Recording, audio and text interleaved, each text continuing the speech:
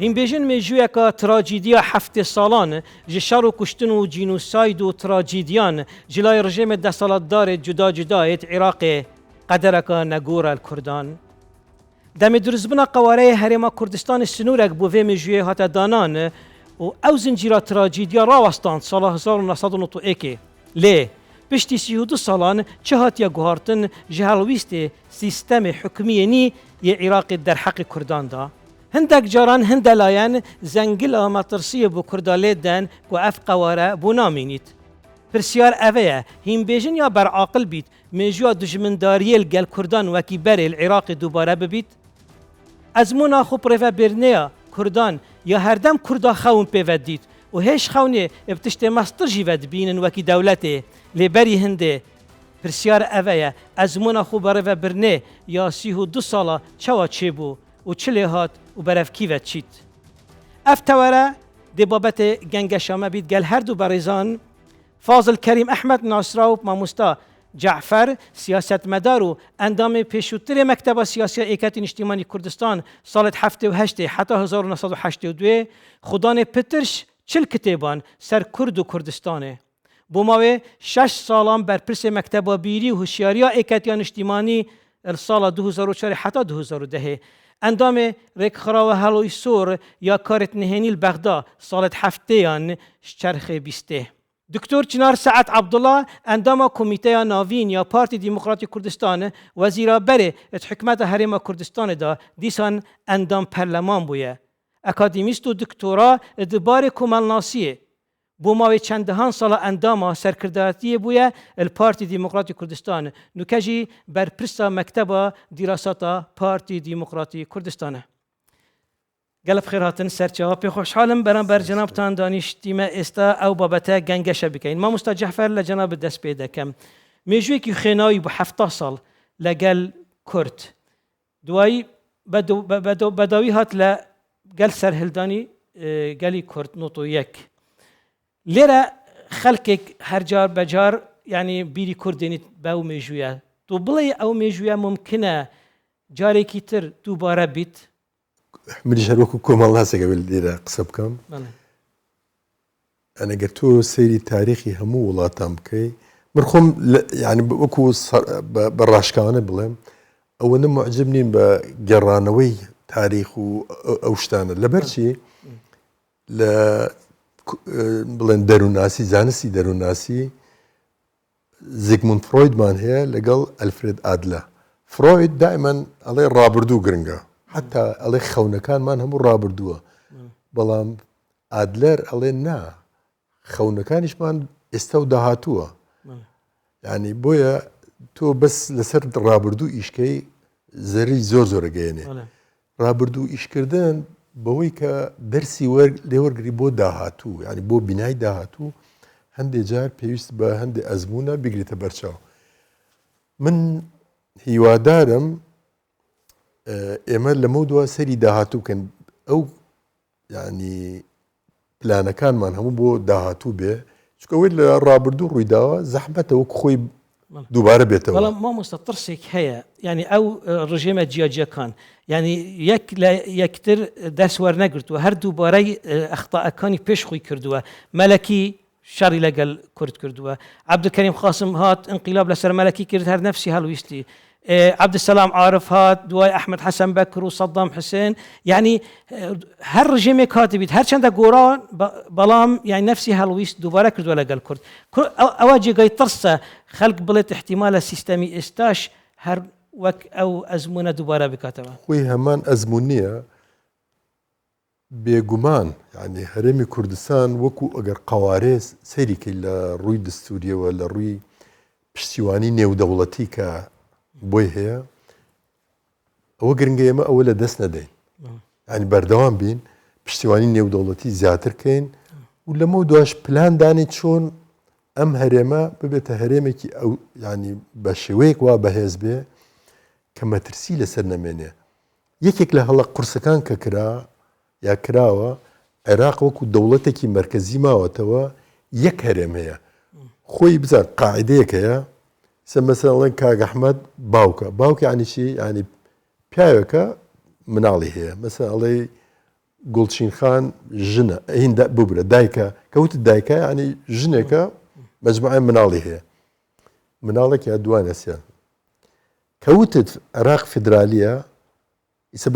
بە گوێرەی دەستور مادەیەکی دەستور عێراق دەوڵەتێکی فدرالیە بەڵام یەک هەرێمی هەیە نابێ ئەوە ئەبێ هەموو عێراق بریتی بێ لە 19 هەرێم یا 4 هەرێم یا 6 هەرێم یا شتێکی لە بابەتانە ئەوەیەکی لە شتەکان کە هەرێم گوێ نەداوەتێ دوایە بێت تۆ کەوتت عێراق دەوڵەتێکی ئیتیحادیە یا فدرالیە ئەبێ شتێ بکەی مەجلیسی ئیتیحاددانرێ یان وامان بکردە لە سەرەتا ئەبوایە سەر کۆمار یان لە دەستوریشە بنووسە سەر کۆمار ئەبێ کورد بێ ڤیتۆی هەبێ بە ناوی کوردەوە ڤیتۆی هەبێ مەجلسی ئیتیحاد ئەگەر دروست بێ مەجلیسی ئیتیحاد دروست بێ بە ڤیتۆوە ئەمە نظامی سویسری وایە کە تۆ نظامی ئەڵمانی بەشێکی ئاوایە یعنی کە ڤیتۆ هەبوو ناتوانرێت ئەو ینی جارێکی تر هەڕەشەی پەلامار و ئەو شتانە بکرێتەوە بۆیە من پێم وایە ئێستش هەر نەچووە بچێ وەکو ئەڵێن ئێستشە بێ هەوڵ ئەوە بدرێ ناوماڵی کورد یەک بخرێتەوە یەک خستنەوە بە معنای چی نەک بە معنای ئەوەی تۆ بڵێ ئێمە هەرچی هێزێ هەموو لە ناوە بین بەسێک هێز بمێنێتەوە ئەوە فکرێکی زۆر غەڵەتە من لەگەڵ ئەوە نیم من لەگەڵ ئەوەم ئێمە ئەبێ شتێکی وا بکەین ئۆپۆزیسیۆنی شەبێ زۆر ئاساییە بەرێکی شەبێ زۆر ئاساییە ئەبێ هەوڵی ئەوە بدەین من لە بەشەکانی تریەمەوە سەر ئەو خاڵە ئەبێ هەوڵ دەین یعنی ملیشات نەمێنێ ینی هەندێک هەر حەزبێک ئیسە مەسە من ملیشامە بێت تۆ ملیشاتە بێ نازانم دکتۆرە چنار ئەمە چی دەرچوو ئەمە نابێتە تو ناتوانانی بەمە بڵێ دەوڵەت سەری دەوڵەتانی دەوروبەرکەی ئێران 2500 ساڵە دەوڵەت و موسسات هەمووی مصر مەسەرەن دەوڵەتێک و موسساتە ئیسە بڵێن یەکێکی وەکو جەمەل عەبدناسر ئەڕوا سادات کەس نێناسی ساداتیەت زۆر بەڕێکوپێکی ئیداری دەوڵەت دەکات و ماوەیەک ئەڕوا تا ئایکوژن بەهۆی هەڵەکانی خۆیەوە حسنی موبارەک کەس نێناسی کە ئەو هات سێرەکە ئیداری دەوڵەتی سیستەم هەیە ئەمە معنای چێ معنایەوەتە تۆ موسسات هەیە موسسات هەیە و یەت و کێ ئەڕوا کارەکە زۆر بەڕێکوپێکی ئەڕوا ئێمەش ئەبێ شتێکی وا بکەین مەترسیەکان دوورخێنەوە لە خۆمان چۆن دووریخێنەوە بە موسسات هێزی پێشمەرگە بێتە موسسات ئاسایش موسسات بێ بەس فکرەی مانەوەی هەر کەس و هێزی خۆی هەبێ وەکو شێوەی ملیشیات و ئەوانە ئەوە زۆر خەتەرە و زۆر بێسوودە ئێمە ئەبێ هەوڵدەین هەرێم هەمووی بەهێزکەین نەک بڵێن بەستەنیا فلان حزب بەهێز بێ نا ئەوە ئەسڵەن زۆر خراپە بەڕێی من ئێمە ئەبێ هەوڵدەین یەکەکانی ئیدارە لە هەموو ڕوویەکەوە لە ڕووی ئابوووریەوە لە ڕووی کۆمەڵایەتیەوە لە ڕووی سیاسیەوە ئەبێ ئەوانە هەمووی بەهێز بێ ئەمجە چۆنیشی بەهێزکەین ئەوە وا بکە تو هەستکەی ئەم هەرێمە لە مەترسی دەرچووە ئیسە تو چۆن مەسەلەن نەخۆشی کۆرۆنا هاتووە دەرزی لە خۆتە دەی ینی ڤاکسین وەرەگری مقاومەی پێیاکەی بەرامبەر ئەو نەخۆشیە ئەو کاتە ئەبێ لە هەمان کات کە ئێرت بەهێز کرد هەوڵ دێ عێراق یا بێتە کۆنفدرالی یان ئەبێ ببێتە دەوڵەتێکی فدرالی ڕاستەقینە نەک بەو شێوەیە بەغدا خۆی بەهێزکە بڵێ کەرکووک مەدینە عێراقیە ئیساتەڵێ نا کەرکووک مەدینە عەرەبیە ئەمە ئەسڵەن ئەگەر وا بێتە 2 ساڵی ترێتە هەولێر دێتە سلێمانی ئەڵێ هێرش ئەربیل مەدینە عێراقی دوای مەدینە عەرەبیە ینی هیچ بە هیچ نەکرا ئێستا بڕۆ بۆ وڵاتێکی وەکو ئەڵمانیا باەر هەرێمە کە گەیشتی سەر حدود نووسراوە فرایە شتات بارن یعنی دەوڵەتی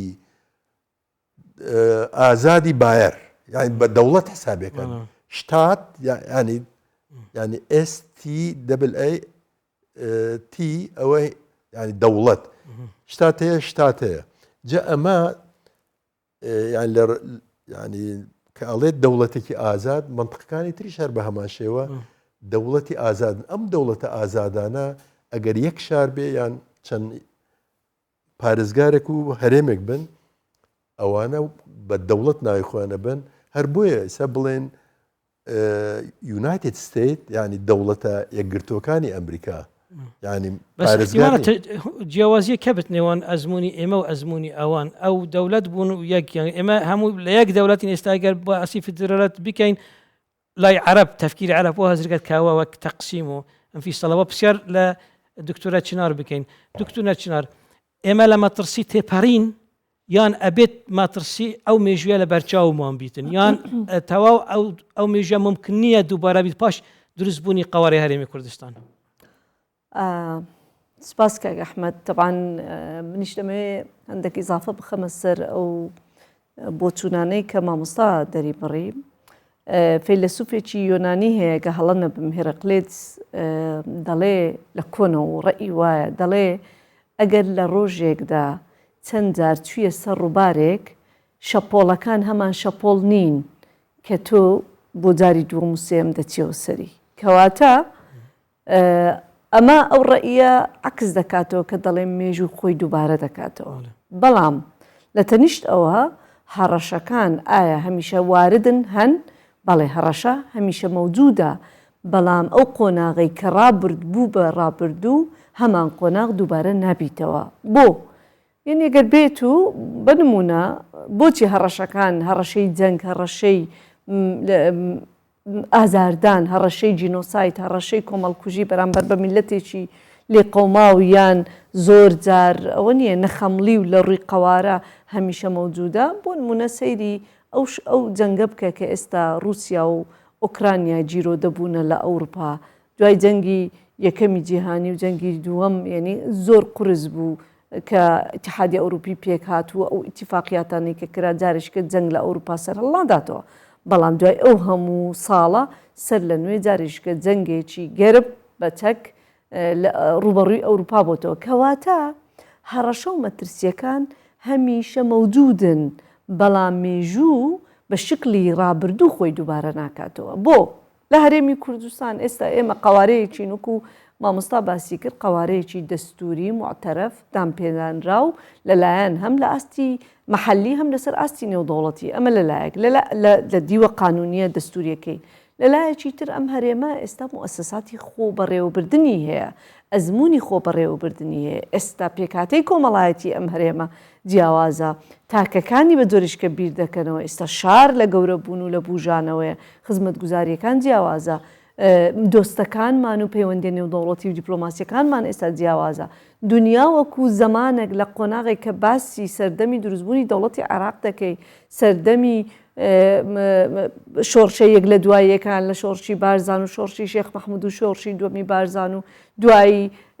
شۆڕشە یەک لە دواییەکەکان و سەر هەڵدانی حیزبی سیاسی و تاکو نەوەتویەک ئەو دەمای کوردستان قەوارەی لە هەم لە ڕووی جوگرافی وەکو قەوارەیەکی سیاسی هەم لە ڕووی پەیوەندی نێودەوڵەتیش وڵاتێک بوو بەڕاستی قەزیەی میلەتێکی مەغدوری مەحروم نەدەگەیشتە وڵاتان و دنیا بۆیە ئێمە لە حاڵەتێکی داخراوی تەواو داخراو بووین تەنانەت جێنۆساید دەکراین کۆمەڵکوژ دەکراین کەس بەهانامان نەداهات هەندێک جار تەنانەت ئەوانەی ئەمڕۆ دۆستمانن چەک و تەقەبەنیان بە دژمنەکانی ئێمە دەدا لە ئێمەیان دەدا و جینۆسایدیان دەکرین بەڵام سیر بکە کاتێک شەڕی داعش بوو هێرشی پەلاماری تیرۆریستانی داعش بۆ سەر کوردستان بینیمان پرۆسەکە پێچەوانە بۆەوە ئەو کاتە نەک ئێمە دەنگمان نەبیسترا هەموو دنیا شاهێدیەوە بوون کۆمەڵکوژیەکی تر مەبەستم لە دووبارە بوونەوەی هەڕەشەکانە ئێمە لە هەشتاکان جینۆساید کراین بەڵام بەداخەوە جارێکی بکە لە 2000ەکان و لە 2004 جارشکە خەڵکی کوردستان ڕوبەڕووی هەڕەشەی جینۆساید بۆەوە کۆمەڵکوژی کراین بەڵام ئەو جارەیان بارودۆخەکە جۆرێکی تر بوو دۆستەکان هاوپەیمانەکان بەهانامانەوە هاتن و هاوکاری هێزی پێشمەرگە بوون بۆی ڕوبەڕووی ئەم دوژمنە سەرسەختە ببنەوە بۆیە من دەڵێم هەڕەشەکان مەوجودن تێڕوانین و بەڵام نە هەمان زەمەنە نە هەمان بارودۆخی کۆمەڵایەتی سیاسی دیپلۆماسی ئابووری لە ئارادایە بۆیە کۆمەلگاش ئەو بەهێزکردنی ئەم قەوارەیە مامۆستا جەعفەر هەندێک خاڵی گرنگ گوت ئەوەیە کە کورد نەیانتوانیە لە بەغدا مافی ڤیتۆ هەبێت چ لایەن سەرۆکی کۆمار یان لە هەندێک مەجلس دروست ببن و دیسا سیستەمەکە نە سیستەمێکی فیدرالی ڕاستەقینەیە و بۆ کورد کۆنفدرالیەت باشترە کورد دەتوانێت ئیش لەسەر ئەو خاڵانە بکات دەتوانێت شتێک بەدەست بێنیتن ئێستا ئەوە ڕەئی شخصی منە بە بۆ چوونی من خاڵی هەرە بەهێزی کورد بۆ ڕوبەڕووبوونەوەی هەموو هەڕەشەکان ناوخۆی خۆیتی کورد ئەگەر لە ناو خۆیدا وەکو پێکهاتەی حزبی سیاسی ئیداری موسەسی ئەگەر وەکو پێکهاتەی کۆمەڵایەتی چین و توێژەکان ئەگەر کۆمەلگایەکی منسەجیم واتە هەماهەنگ ئەو کلێنە کۆمەڵایەتی و عەشایری و سیاسی و حزبی و جوغرافیەی کە هەیە بەداخەوە هەندێک جار خەڵکیش زیاتر نارەکانمان منافسەکانمان زیاتر هۆکارن بۆ لێکترازانی زیاتر ئەگەر ئەم کلێنانە کەمتر ببنەوە وەکو قەوارەیەکی بەهێز و هەماهەنگ ئێمە لەگەڵ یەکتر بین پێم وایە داواکاریەکانمان لەبەرەوەی ڕەوان ڕەوایەتی قەزیەکەمان وا دەکا ئێمە ڕەوایەتی قانونی ڕەوایەتی دەستوری و دۆستایەتی دۆستەکانمان دیپلۆماسیەتیش زیاتر بەدەستبێنین بەڵام کاتێک ئەم کلێنانە لەناو خۆمان زیاد دەبن و هێواش شێواش پەرتەوازە دەبین و بەسەر قەوارەی دیدابش دەبین هێزی سیاسی دیکەی غەیری هێزی سیاسی کوردستانی ئێمە دابش دەکەن و پەلچێشمان دەکەن ئەو کاتە ڕەنگە ڕەوایەتی قەزیەکەمان دەکەوتە ژێر پرسیار لەبەرەوەی بەرژەوەندی دیکە دێتە ئارا بۆیە بە بۆ چوونی من وێڕای ئەو خاڵە گرنگانەی کە مامۆستا باسی کرد یەکەم خاڵی بەهێز بۆ ئەوەی ئێمە بگەینە ئەو قۆناغی هەموو ئەو دەستکەوتانەی هەمانە بیپارێزین و دەستکەوتی تر ئیزافە بکەین کەڵەکە بکەین لەسەرەوەی بەدەستمان هێناوە زیاتر بەهێزکردن و پتەوکردنی ناوماڵی خۆمانە مامۆستا جعفەر هەندێک دەڵێن کورد تەجروبەی ئیدارە و خوبەڕێوەبردننی نەبوو زوو کەتە ناو هەلبژاردن و پەرلەمان و حکوومەت دەڵێن ینی زوو هاتە ئەگەر ینی مابە وەک بەرەی کوردستانی ئیدارەی خوب بەردەوام کرد بە حتا ئەجواءەکە ینی مەناخەکە ئامادە کرابە بوو هەلبژاردن بۆ دامەزراندنی پەرلەمان و حکوومەت جنابت بۆ ئەو خاڵاتی دەڵ هەندێکیشان ناوەڵا هەر ئەو کاتە وەک فەرز الأمر الواقع گرنگترە لەوەی کە خوب بگیری کا دەرفەت چی لێ دێتن ئەخۆی شتێکی ئاساییە حکوومەتێکت هەبێ یان هەرێمێکت هەبێ ساوا بێ دەوڵەتێکت هەبێ ساوا بێ سەرەتا دەست پێ کرد بەرەبەر ئەومادە بووین بۆ ئەو مەرحەلە ئەو کاتە زۆر وڵات لە سفرەوە دەستیان پێ کردووە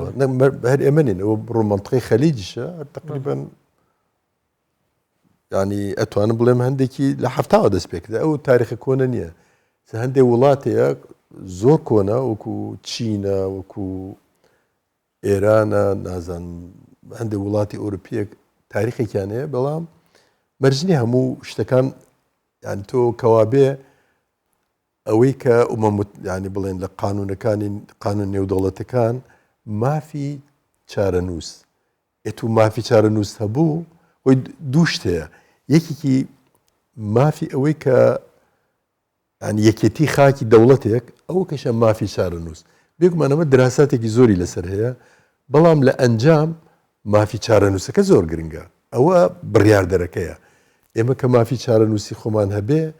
زۆر ئاساییشە تۆ لە ڕۆژ لە ڕۆژان هەرێمت هەبێ یا هەر قەوارێکت هەبێ ئەو قەوارەیە سەرتاش بێ بەسەر بەرەبرە گەشە پێکە من نمونەیەکە هێنمەوە لە وڵاتی ئەڵمانیا لە ساڵی 800 میلادی با بڵێن کارڵی گەورە پێیابێ ینی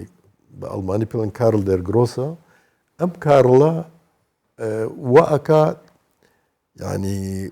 دەوڵەتی فرانکی دروستەکە ئەساوی فەرەنسا هەر بەشێک بۆ لە ئەڵمانیا فەرەنسا ئۆروپا تقریبا هەموو یەکەخە ئەم کابرا چیەکە سیرەکە لە زۆر شتە ئەزمموی نییە ئەنێرە بە دوای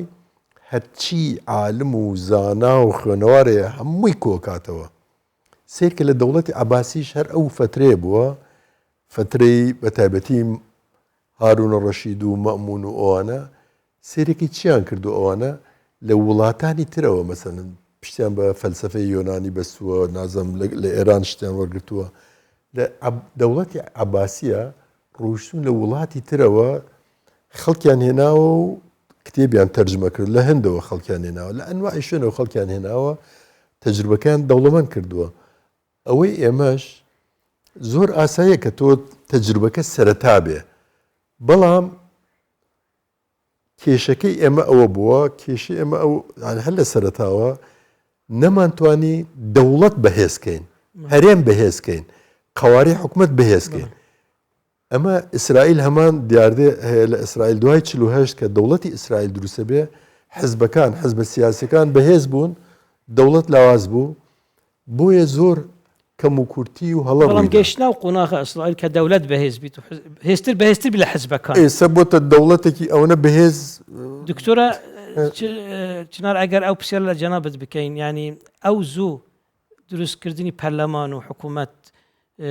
ینی جەنابەت چۆن تەقیم دەکەی دوایی ئێستا ئێمە گەیشتینە ئەو قۆناغە کە مامۆستا باسی کرد حکوومەتەکەمان بەهێزتر بیت لە حزبەکان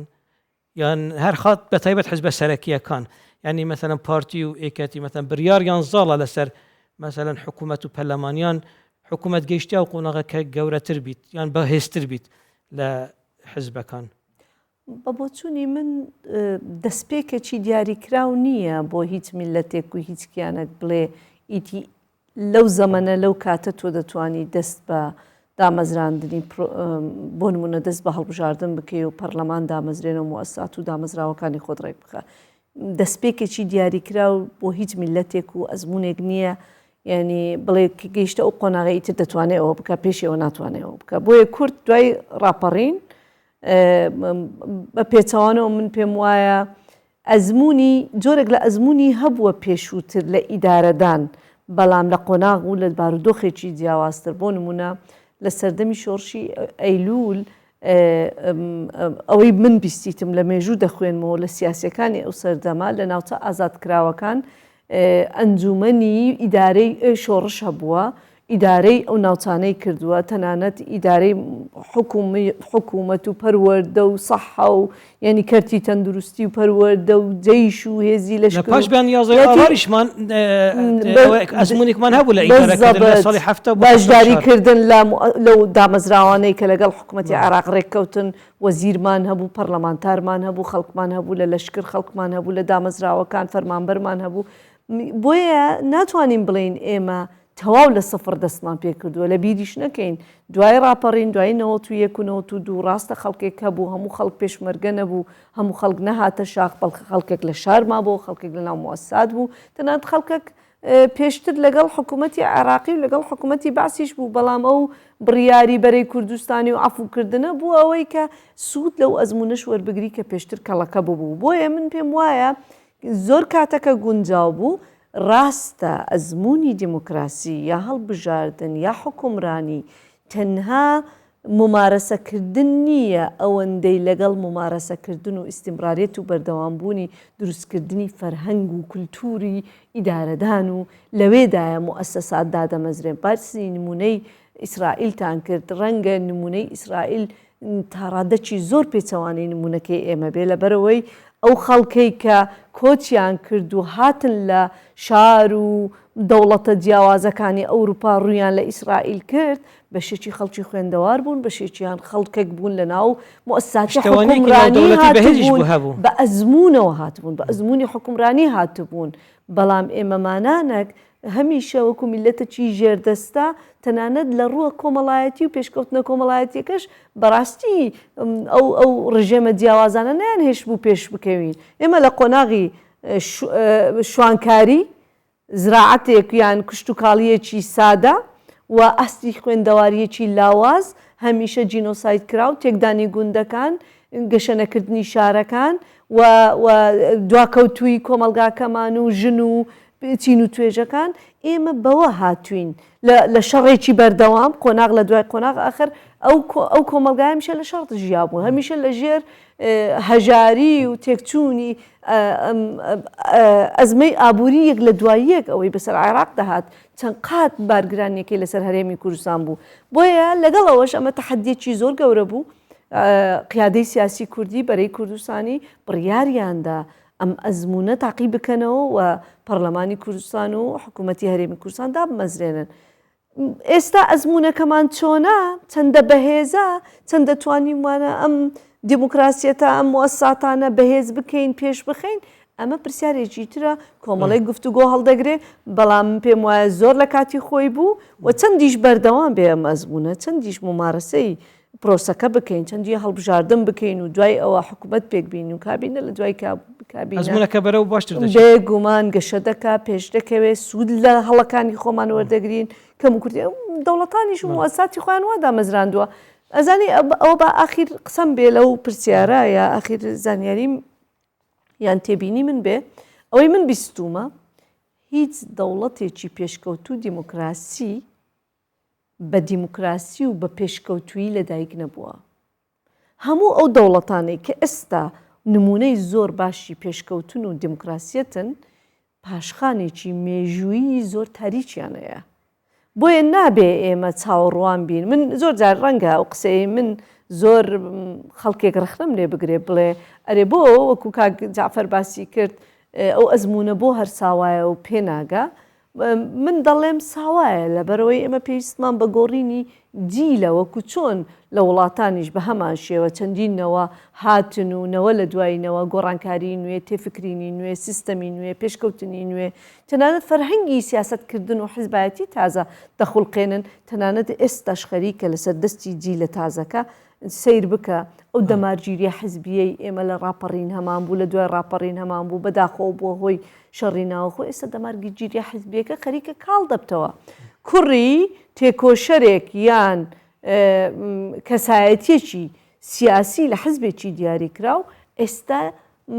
ڕەنگە لە ڕێخستنی حزبێکی دیکەیە کە ڕەنگە پێچەوانە و منافسی یەکترینەوە بە پێچەوانەوە بە هەماشەوە کەواتە هێواش کاتێک دەماگیری حزبی و سیاسی کاڵ دەبێتەوە سیستەمی حکومڕانی مۆرک و سیماکەی دەگۆڕێ جیلی نوێ هەڵگری فەرهەنگ و سەقافەیەکی دیکەن تێڕوانین و دنیا دیتنیان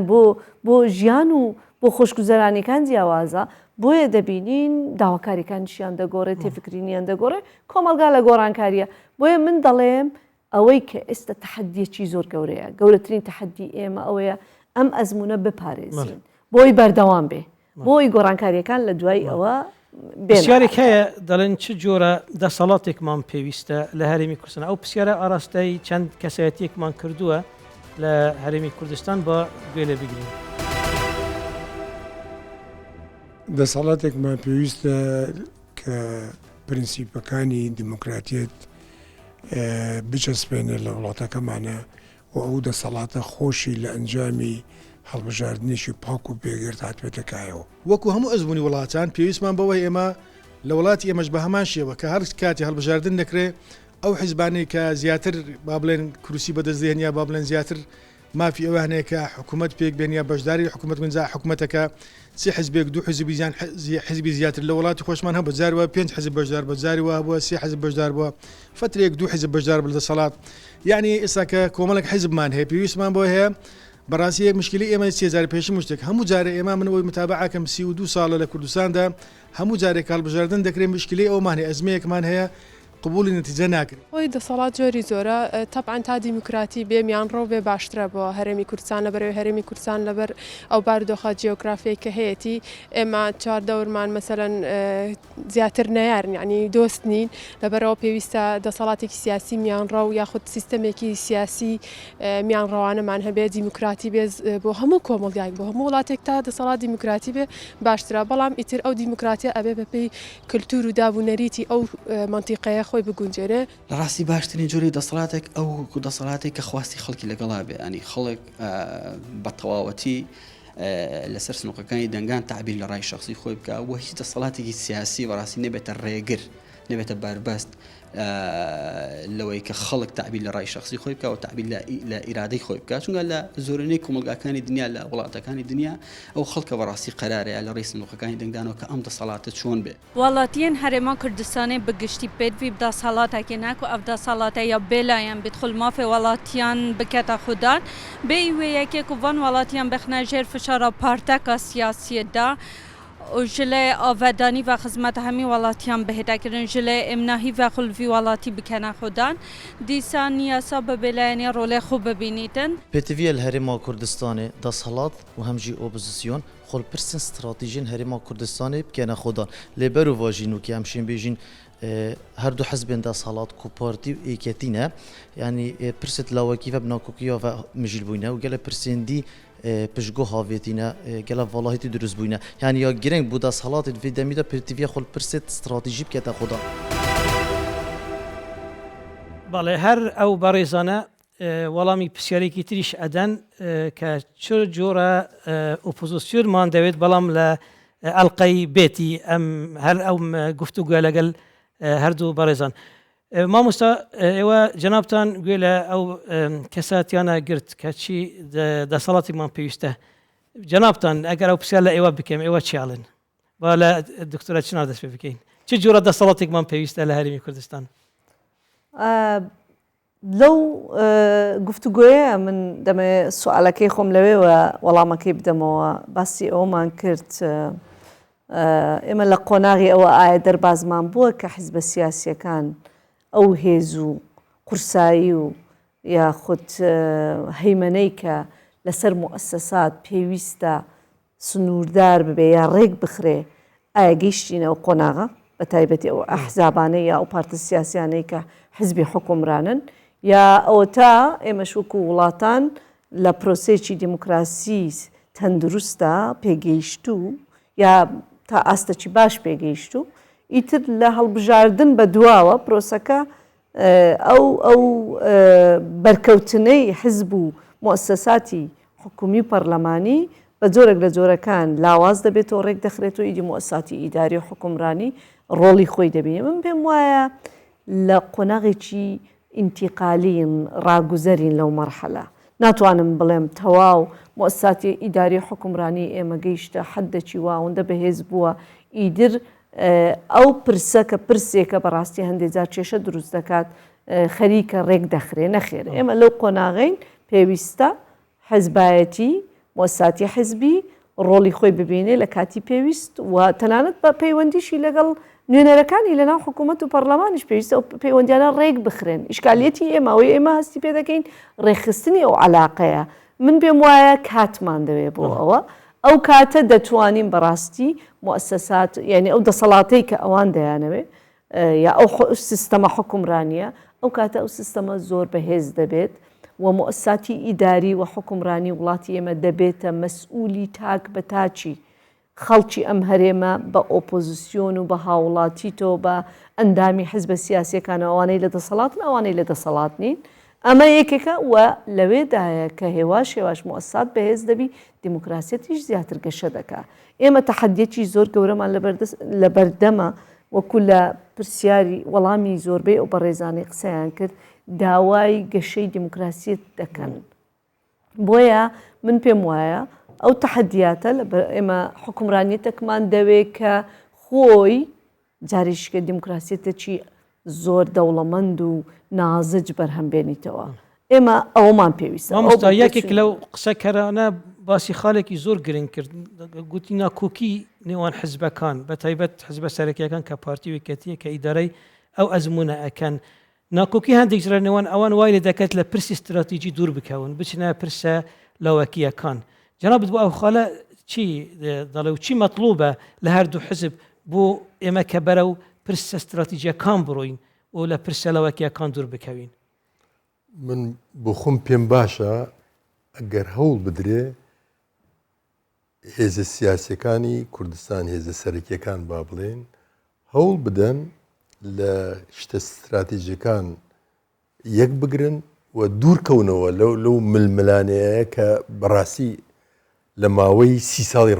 ڕابردۆ تێبینیمان کردووە جاری وا هەبووە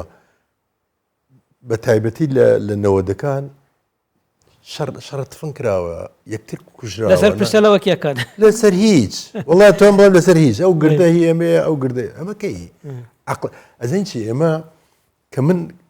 ئەو دیاردەیە ئەبینم وەکو من وەکو کۆمەڵاسێک باسێکمەوە دکتۆرە چناریش ئەوی شەر کۆمەڵاس وەکو من جا قەزم ئەوەیە تۆ لە کۆمەڵاسی دیاردەیەک ئەبینی ئایا کورد نەتەوەیە یان نەتەوە نییە ئەگەر نەتەوەیە ئەبێ یەکدەنگی هەبێ ئیسە بڕۆ سەیری ئەو وڵاتانەکە کە خوان بەنەتەوە ئەزانن بزان چۆن هەڵز و کەوتەکەن لەسەر بچووکترین شت یەکێتیەکی نەتەوەیی پیشانە درێ ئیسە بڕۆ بۆ مەسەلەن وڵاتێکی وەکو سویسرایە فەرەنسایە نازانم ئیسپانیایە هەر وڵاتێکی تر لەسەر شتە نەتەوەیەکان یەکن لەسەر شتی بچووک مەسەن ئایا قاین تەقاعد وا بێوانە بێ لەسەر ئەو مشکلە هەیە لەسەر تەمینی صحی هەندێک جار ئەو یاسانە لای ئێمە لە پەرلەمان دەبێتە مشکلێکی زۆر گەورە ئیشی پەرلەمان تعطیل دەبیتن تەسیل لە پەیوەندی نێوان حزبەکان دەکات ئەو پرسەلاوەکەیان یاسایەکی بەسەر ڕۆژنامەوانیە یان پەیوەندی بە ئافرەتەوە هەیە یان بە شەریحەیەکی مجتەمع هەیە کە شتێکی گشتیە دەبیتە ئاریشەیەکی گەورە لێرە ئەگەر ئێمە دەستور هەبێ بەس دەستورێکی وا کە یعنی ئەو دەستورێت جێبەجێ بکرێ مثل لە عێراق دەستور هەیە بەس هیچ یانە تۆم بڵێم 40 مادەی جێبەجێ نەکراوە بەڵام ئەو یەت محکمەیەکی ئیتحادی دانراوە لە محکمە ئیتحادەکە ئەگەڕێ لە چ زەرفێکە چ بڕیارێک دەکە کە زەرری هەبێ بۆ کورد بازارەکەی ئەو قانون من بۆ دەرەکە ئێمەش لە کوردستانە هیوادارم دەستورێکی وا دابنرێ دەستورێکە بەڕاستی بۆ هەموو کوردستان بێ یەکێک لە کێشەکانی ئێمە دستورمان نیە ئەگەر دەستور دانرا چەند جار پەرلەمان باسی کردیە و هەندێک مسودە حاضر بووە و دوای نهاتووە بوو دەنگدان پەرلەمان ئەبووە هەر لە سەرتاوە تەکیدی لەسەرەوە بکردە لەسەر بوونی دستور ئەوجە جێبەجێکردنی قانون ئێمە بەداخ من لێرەوە ئەڵێم ئێمە دادگامان نییە یعنی ئەوەی کە ئەیبینی لە وڵاتە من نامێت کەسایەتی شتی وایە ینی دادگای وڵاتی تریشم بینیوە دادگایە کە قەرارێکی دا ئێرە بچووکترین شت 10 ساڵە خانێ لەهۆنە تا قەزەکەێک لا بێت و هەردوو لا مرد بێتن ئەوە کەی ئینە محکەمەیە محکەمە ئەبێ یعنی ئامرازێکی وای لە بەردەست بێ کە قەزەیەکی واتە پێشەوە بتوانێت بڕیار بدە ئەمە ئەم جۆرە ئێستا دادگای ئیتیحادیش لە بەغا وەکدارێکی بەرزکرا و لەسەر سەری ئێمە هەر جارێ بۆی ئەڵێم ئێمە لە هەموو ڕۆک لە بواری تەندروستی لە بواری پەروەردە هەمووی پێویستی بە گۆڕانکاری هەیە لە وڵاتان کە تۆ ئەڵی چاکسازی لە هەموو بوارەکان و بەردەوامیشە ئەوە نییە بڵێ وڵای ئەمە موچەی فڵانمان لە 400,000 کرد و 300,000 ئەوە چاکسازێکی زۆر جوانمان کرد ئەو پێ ناوترێت چاکسازی ئەوە شتێکی تری پێوترێ من نامێن ئەو بچمە ئەو وردەکاریانەوە بەڵام کە تۆ ویست چاکسازی بکەی لە وڵاتێکە ئەبێ لە خۆتەوە دەست پێ بکەی لە ئەنجومەنی وەزیرانەوە وەزیرەکان ئەمجار مؤسسە گەورەکان ئایا لە تەندروستی ئەم تەندروستی ئەمە ئیسا کە هەیە ئەڵێن ئەیانێ بیکەنە ینی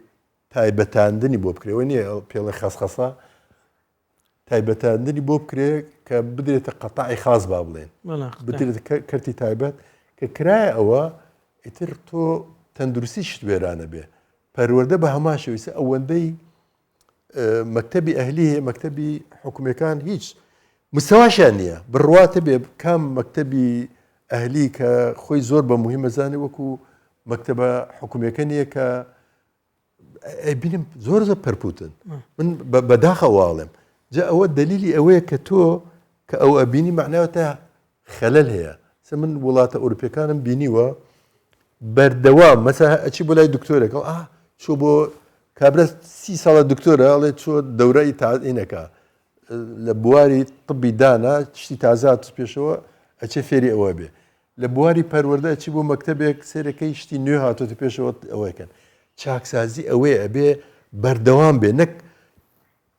یەکێتی بڵێ وەڵام من دژی ئەو چاکسازیم پارتی بڵێنە ئێمە ئەو چاکسازیمە پێ خراپە ئەبێ لەسەر ئەوەی یەکدەنگی هەبێ پێشەکی یەکدەنگیەک هەبێ کە دوور بێ لە شتی حزبیەوە شتە حزبەکان تۆ تێکڵاو کرد ئێستا من تێبینی یەکشتم کردووە ئێستا بڵێن من باسی سلێمان یەکەم هەندێک جار تۆ بەڕێوبەری مەکتەب لا ئەدەیت و بەڕێبەرێکی نازانم ئەبێ ئەویان ئیسلامی بێت و ئەم گۆڕانمە کەی باباچ ئەمە چه علاقی بە نظامی پەروەردەوە هەیە ئەمە یەکی لە جەریمەکانەکە ئەکرێ لە هەر کوێ بکرێت لە هەولێر بێ لە سلێمانی بێ لە دهۆک بێ لای من ئەمە بە جەریمەی دائنێم کە تۆ ئەسڵەن تەدەخلی ئەو شتانە یعنی مامۆستا حزبایەتی ئێمە ئەو تەوارێکی بابەتە کەمەنە ئەو کێشە گەورەکان کە کەوتوە ڕێگای ئەزمموی حکومڕانی لە هەرێمی کوردستان تو بڵێ حزبایەتی یەکێک لەو کێشە گەورەکان بیت کە تو بڵێ مدیری مەدرسەیەک ئەبێت گۆڕان بیت یان ئیسلامی بیت یان یەکەتی بیت یان پارتی بیت لەسەر ئەو ئەساسە بگۆڕێت لەو قوتابخانە بۆ قوتابخانەیەکی تر یعنی تو بڵێ ئەوە کێشەکە لەوە گەورەترە لە مدیری قوتابخانە کێشەکە کێشە حزبایەتیە حزبیکردنی مجتمع تو بڵێ ئەمە یەکێک لە کێشەکان بیت لە ڕێگای ئەزمموی حکومڕانی لە هەرێمی کوردستان لەو 32 ساڵە نەکەوە یەکی لە شتە گەورەکانە تۆ ئەوەی واشەکە لە ناو حزبەکەی خۆی ئەمجا گەڕکچێتی هەیە ئەمجا گونچێتی عشرتگەری هەیە نازانم چی هەیە من نامەوێت بە نمونە و بە بەڵگە شتەکان بێنمەوە چکە پێم خۆش نییە شتانە یعنی خوێنە دڵم دێ کە باسی ئەو دیاردە سەقەتانەکەم کە ئەسڵەن وجودی نەبووە پێشتر هەندێک دیاردە هەیە کۆتایی پێات بوو سیرەکەی زیندوو بۆتەوە کوێخایەک یەت 50 کەس بەدوایەتی ئەمە دیاردەی بێجگە لەم کێشەیە چ کێشی تری گەورە بەجەڵە بدەبینی لە ڕێگای ئەزمموی حکومڕانی هەرێمی کوردستان من نانم بۆت باسەکەم ئێمە لە جاتەوەی لە بەغا دەستکەوتمان هەبووە بۆ هەموو گەلی کورد دەستکەوتمان هەبووایە تۆ بڕۆ کەرکووکم بۆ ڕزگارکە ئازادی کەرکک بۆ من ئەوە گەورەترین شتی استراتیژیە ئێمە خەریکی ئەو شانین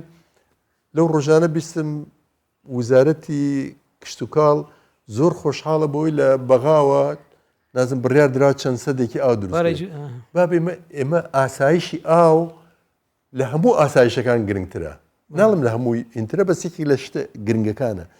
تۆ لە دەیەکە سیارەت نەبێ نازم پاسکیلت نەبێ قەسرت نەبێ نازانم پردت نەبێ ئەتوانی بژی بەس ئاوت نەبوو معناتە کۆتایی پیاتەوە تۆ بۆیە ئەم هەرێمە ئێمە لە لایەکەوە ئێران هەیە لە لایەکەوە تورکیا هەیە ئاوەکەی گرتوتەوە لە جنوبیشە ژیانی تیانەماوە ئەو جا کێشەی زۆزە گەورەی سە من دەی وا لای خۆمانم بینیوە 15 ماڵی کووردە 20 ماڵە عەرەب هاتوتە ئەو دەیە ئێتاری چییە بۆ ئێ من خۆ من دژی ئەوە نیم مەسەن تۆ کابرای عەرەبیشە پشتیوانی بکە و یارمەتیشی بدە بەسەر سرم ئەوە زۆر شتێکی ئاساییە و شتێکی مرۆڤانەیە بەڵام تۆ هەندێک شتێ مافی ئێمە لای تورکایە مافی ئێمە وەکو هەموو وڵاتانی دنیا ئیسە سویسرایە یا نازان نەمسای ناتوانێت ئاو لە ئەڵمانیا بگرێ یان فلان دەوڵەت ناتوانێت لە فلان دەوڵەت ئاوەکە بگرێ لا دەیرێشە هینی ئوموم متحیدە هەیە ئەمە لە قەدیمەوە ئێرە تورکیا بۆتە کەڵەگا لەو لاشەوە ئێران بۆتە کەڵەگا هەردوو لایەڵێن ئێمە بەندای خۆمانە بەندای خۆتێ کاکە بەڵام من حەسەم هەیە لەو ئەو قوانینی ئوموم متحیدە هەیە ئەتوانی لەسەر ئەوە محاکمی دووەلی هەیە ئەتوانی تۆش زەختی خۆت بکەیت ئەتوانی تۆش لە ڕووی ئابوووریەوە شتی خۆت بکەیت بەس ئەوە معنای ئەوە نییە کە تۆ ڕێگە بدەیت وڵا قەیچەکە بە ئاومانە دێنە خەیچەکە بە بەخمە لە تینەوە بخینکەین ئەمە ینی ئەبوایە حکوومەتی عێراق زەختکە معقولە تیارەی تورکیا دێ لە پێنجۆن تەقە لە خەڵکە فەلاح و جوتیار و شتی واکوژێ ئەبێ ئەمە شتێکە نە دەوڵەتی عێراقمە قبولکە نە هەرێم قبولیکە نە پەرلەمانەمە قبولکە هەندێک شتەیە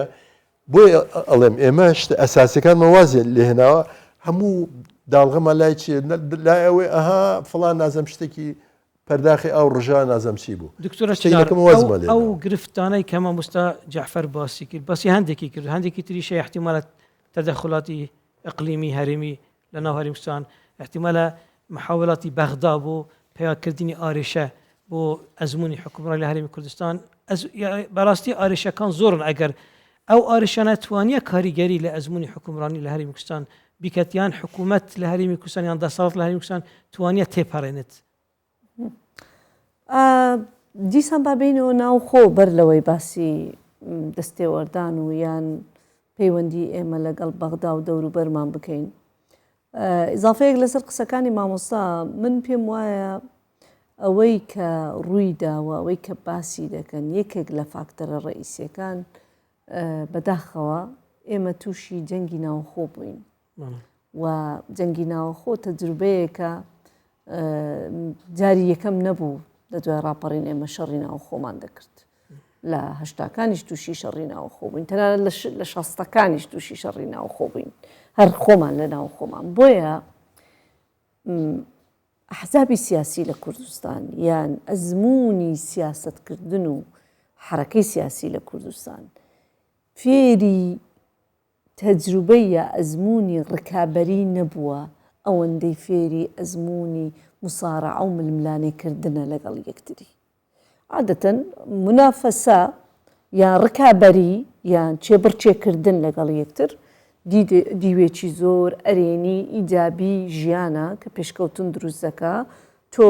پرۆژەیەکت هەیە، بیرۆکەیەکت هەیە، یان حزبێکت هەیە، یان پلانێکت هەیە، ئەزمونێک منیش دێم لەگەڵ تۆ دەبمە ڕکابەر، دەمەوێت پێش ئەوەی من جیاوازتر بێ، مۆدێلەکەی پێشکەوتوتر بێ، بەڵام ئەی ئەگەر کەتینە ململانێ کەچینە مسارعە لەگەڵ یەکتر و سراعاتمان هەبوو، بەداخەوە کاتێک ململانەکان بەهێز دەبن دەگاتە حەدی مسارعە و دوای ئەوەندە خەشن دەبی، ئەوەندە تون دەبن جەنگی لێ بەرپا دەبی. ئەوەی لە طبعاً جەنگیش هەمیشە لە هەموو کۆمەلگاکان جەنگ سەبەبی تێکدانی بنیادی ژێرخان و سەرخانی کۆمەلگایە. بۆ نموناوەی بابین شەڕی ناوخۆ، یعنی سیرکە ئیفرازاتی دەرهاویشتەکانی جەنگی ناوخۆ ڕق و چینە و بێمتمانەیی و دووبەرەچی و ململانێ و یەکتر شکاندن و یەکتر وردکردن و وە چێبڕچەیەکی زۆر ناشەریفانەیە. هەمیشە وە خۆپەرستی زاڵ دەکا بەسەر تەنانەت پرسە زۆر نیشتیمانی و نەتەوەییەکان. ئەوەی کە ئێستا ڕوو دەدات ڕکابەری یان چێبڕچێ نییە ئەوەندەی مسارعە یان ململانەیەکی خەشنە هەندێک جار لەسەر حیسابی پرسە زۆر گەورە و نیشتیمانیەکان. بۆیە کاتێک ئێمە لە دوای ڕاپەڕین بەداخەوە لە ڕاپەڕین پرسە مەبدەئی و نەتەوەییەکان لە قیمە بوو لەلایەن هەموو خەڵکی کوردستان. خەڵکی هەموو تەنها ئەوەی سەرزار و سەرزاری دوو ئابووری دوو ئەزمەی ئیقتصادی قبول کرد لە کوردستان. مامۆستا باش دەزانی تەجروبەی پێشمەرگە بووە کە لە ڕاپەڕین ئێمە تەمەنمان ئەوەندە نەبوو. ئەوەی لە ئاوارەی گەڕاینەوە بارودۆخێکی ئابووری زۆر ناخۆش، هەڕەشەی حکوومەتی عێراق بە بەردەوامی و قەسفکردنی مەنتیقەکان لە هەمان کاتدا مامۆستا بەبێ موچە دەوامی دەکرد لە قوتابخانەکان. زۆر جار جەنابی سەرۆک ئەو نمونەیە باز دەکات کە چۆن هەوڵمان دەدا لەو داهاتەکەمەی لە گومرگەکان دەست دەکەوت بە هەر چۆنێک بی نێلین قوتابخانەکان بوەستن و بارودۆخێکی ئابووری بڕۆ بە خەڵکی کوردستان هەمومان جۆرێک لە جۆرەکان ئەو یادگاریە تاڵانەمان هەیە. خەڵک کارتۆنی دەسووتان سوتەمەنی نەبوو، تەنانەت بەشەکی لە دارەکان بڕانەوە، خواردن نەبوو، خواردەمەنی زۆر گران بوو لە بازار، بەڵام خەڵکەم ئەوانەی قبول دەکرد بەس لە پێناویەوەی بەسەربەستی بژی، ئازاد بژی، لەبەرەوەی باوەڕی بەو ئەزمونە بوو دەیویست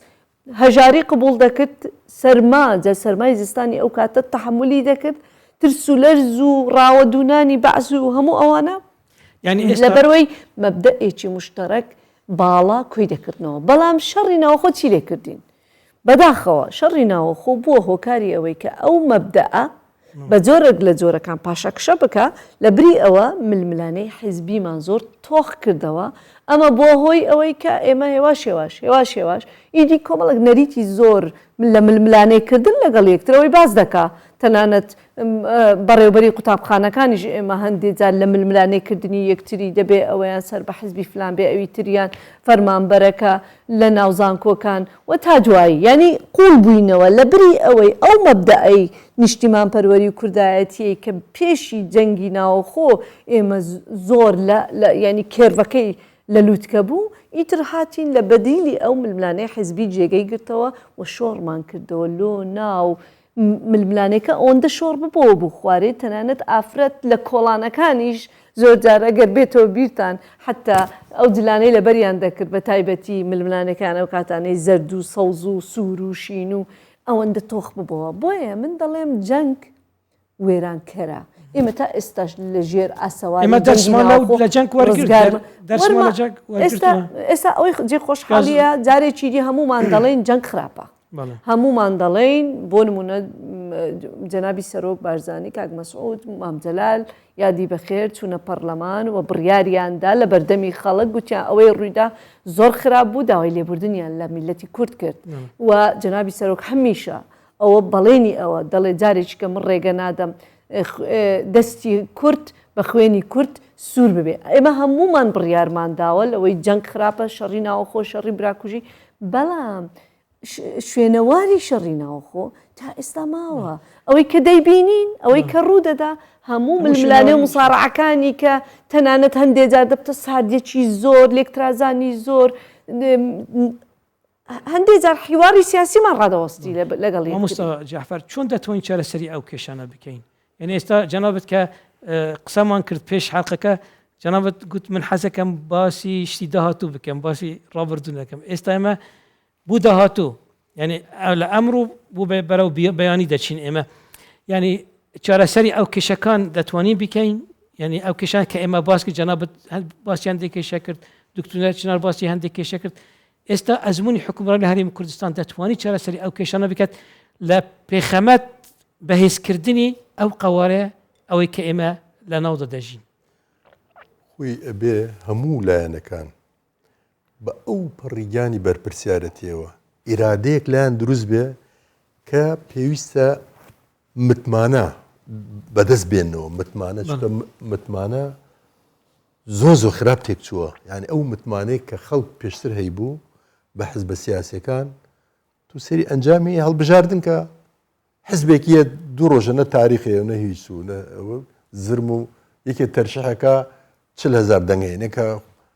ئەیتوانی چوار کەس دەرچێنێ بەو شێوەیە جەم مەبەسم چییە؟ تۆ کە متمانت لە دەستدا هەر هێزێکی سیاسی بێ متمانت لە دەستدان واکە هێزی تر بێتە پێشەوە تۆ مادام لەو وڵاتە هەڵبژاردن هەیە لە ئەنجامی هەڵبژاردن تەحولاتی زۆر گەورە ڕووەدا گۆڕانکاری ڕووەدا ئەو کاتت ناتوانێت بەردەم لە گۆڕانکاریەکان بگری من دڵنیام ئەگەر بێت و ئەو هێزە سیاسیانە کار لەم ماوە کەمەی کەماوە تا مانگ 11 ئەگەر هەوڵ نەدەن متمانە بەدەست بێنەوە من وەختی خۆی ناوم ناوە بوومەلەرزەی هەڵبژاردن بوومەلەرزەیەکی زۆر قورستر ڕووەدا لە هەڵبژاردننی داهاتووە بۆیە پێویستە یعنی فرێ خۆیان کەون یعنی بینیمان ئێمە لە ماوەکە بە هەڵبژاردن کەمماوە تو بڵێ بتوانین فریا بکەین بوو نەخۆ هەندێک شتێ تۆ هەوڵە دەی